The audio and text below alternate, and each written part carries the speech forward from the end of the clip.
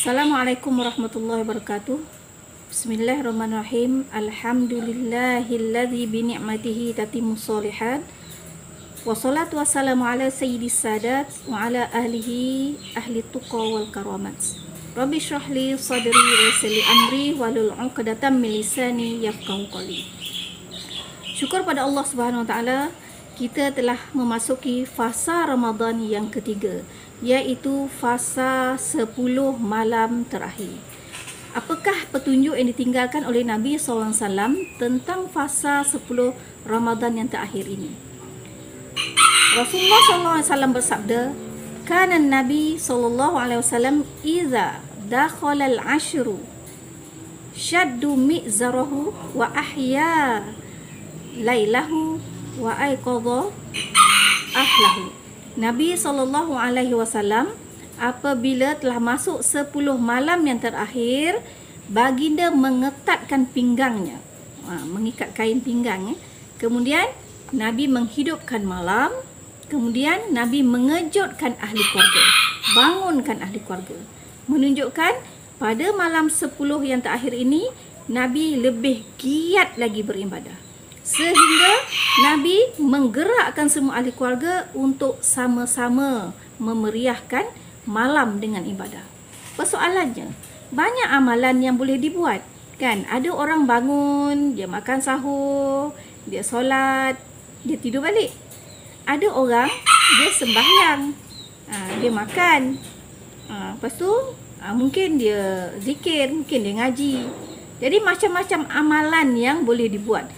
Cuma bagaimanakah kita nak fokus, tumpu, khusyuk.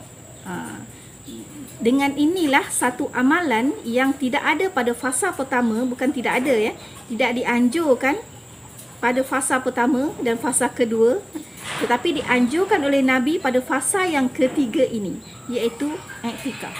Jadi iktikaf ni maksudnya fokus, khusyuk. Itu sebabnya akifun. Akifun ni maksudnya orang-orang yang fokus, khusyuk beribadah.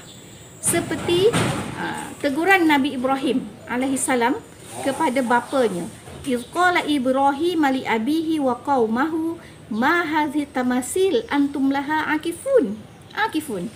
Nabi Ibrahim menegur ayahnya dan kaumnya yang begitu khusyuk, begitu fokus menyembah berhala, sehingga Nabi Ibrahim pun dimarah ke ayah. Sebab mengacau ya kan.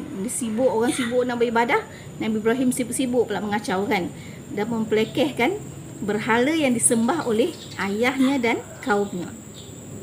Akifun di situ menunjukkan beriau, fokus, akifun kan. Jadi menunjukkan orang yang akafa ni fokus, akifun orang yang fokus beribadah. Jadi macam mana kita nak fokus? Disebabkan Nabi SAW menganjurkan salah satu ibadah yang penting pada 10 malam terakhir inilah iktikaf. Kita dengar orang iktikaf kan, pergi masjid iktikaf. Kalau di Mesir, kita tengok masjid-masjid penuh.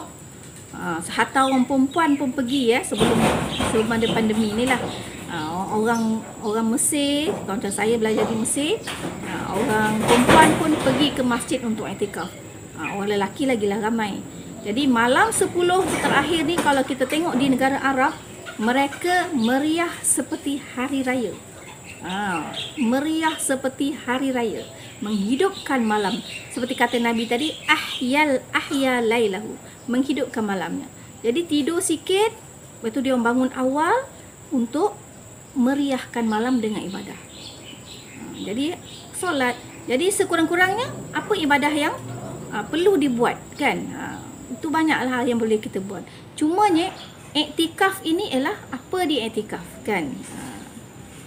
Kemudian tujuan iktikaf ni sebenarnya ialah untuk fokus tadi, untuk tumpu. Kat rumah tak boleh tumpu ke? Boleh, tapi tak berapa nak tumpu kan. Menunjukkan kenapa Nabi memilih iktikaf di masjid ataupun di tempat yang khusus sebagai tempat untuk beribadah, untuk khusyuk, konsentrasi dan fokus pada malam 10 yang terakhir. Okey, bagaimana nak fokus? Persoalannya sekarang kita nak fokus macam mana kan? Yang pertama, cari tempat strategik. Cari tempat strategik lah kan. Kalau kita nak tumpu, macam kita nak study, nak exam, boleh ke? Ada orang dia boleh, tak boleh ya, hiruk pikuk tengah-tengah bising-bising tu nak nak tumpu, menghafal dan sebagainya, tak boleh.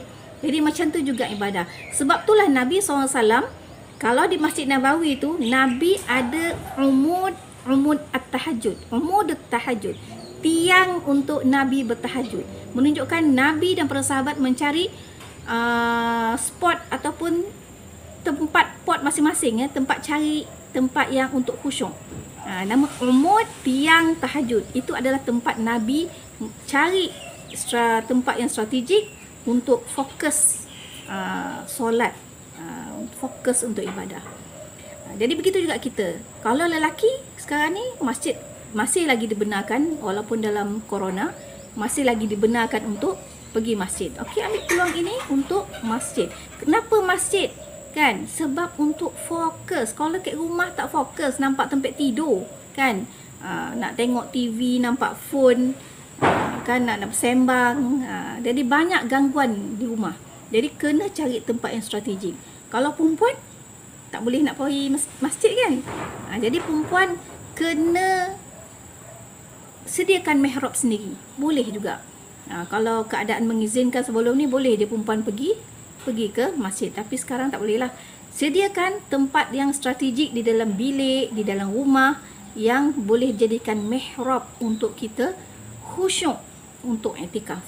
Jadi boleh niat iktikaf ya di tempat yang namanya mihrab untuk kita beribadah walaupun di dalam rumah. Okey, itu yang pertama, cari tempat strategik. Kalau lelaki strategiknya di masjid lah. Tak mungkin lah tempat yang strategik untuk iktikaf itu di rumah, tak mungkin. Lelaki mesti masjid. Okay, itu sebabnya Nabi anjurkan iktikaf di masjid supaya all out, tak fikir benda lain dah kan. Yang kedua, siapkan diri kita. Kan, siapkan diri kita. Maknanya kita ni kena sudut minda, kita kena niat, kita kena bersiap. Jadi atur masa kita, siapkan kerja-kerja, sahur tu siap dah awal supaya selesai, kita boleh bersedia untuk iktikaf, bangun malam dan sebagainya. Okey, dan untuk proses menyiapkan diri ni, apa yang perlu kita buat?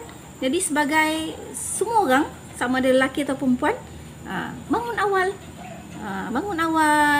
mandi dulu supaya kita ni, kita bila kita tidur kan kita berpeluh, tak selesa. Kita mandi, pakai elok-elok, pakai minyak wangi.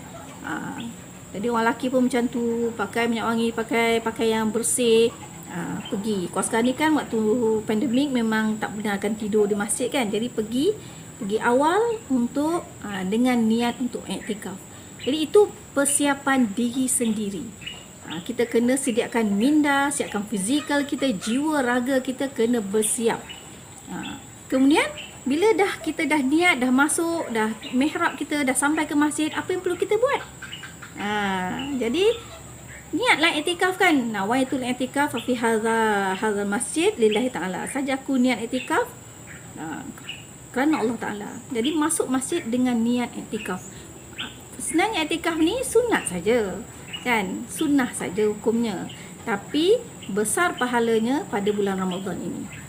Dia memberi satu tolakan ya, satu keistimewaan yang luar biasa pada bulan Ramadan, terutamanya pada malam 10 terakhir ni, supaya kita dapat menumpukan ibadah yang kita nanti-nantikanlah, pencapaian yang terbaik iaitu malam Lailatul Qadar. Jadi apa amalan yang sepatutnya kita buat ketika kita dah beriktikaf ni, duduk di masjid? Nak buat apa? Takkan nak berburak kan? Takkan nak cerita pasal bisnes, tak boleh. Apa nak buat?